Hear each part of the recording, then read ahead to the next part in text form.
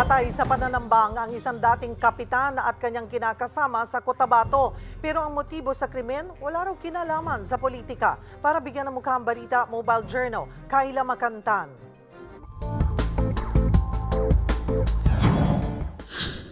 Patay ang isang dating kapitan at kanyang kinakasama ng pagbabarilin sa Cotabato.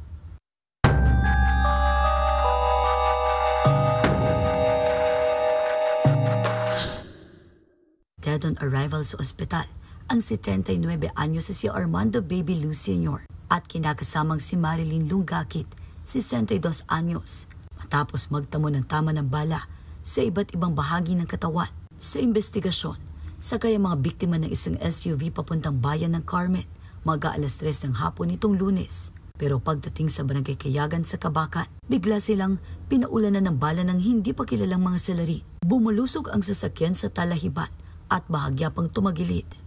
Prior sa incident, ma'am, may na-mention na po itong ating victim sa kanyang anak na if ever may mangyari, walang iba na gagawa sa kanya kundi yung tao nila.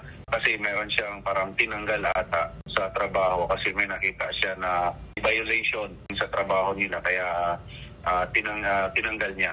But then subject pa rin po ng ating deeper investigation po, ma'am. Ang Cotabato Police Provincial Office nagsasagawa na ng masusing investigasyon para mabilis makilala at maaresto ang mga responsable sa krimen. Mulit-muli inihiling natin yung cooperation ng ating community na makipagtulungan po kahit na simpleng impormasyon lang po ang ibigay sa ating kapulisan. Sapat na po yun na tulong ng ating community para maputol, matigil natin itong mga ganitong pangyayari po sa ating lugar po. Mobile Journal, Kayla Makantan, hatid ang mukha ng balita.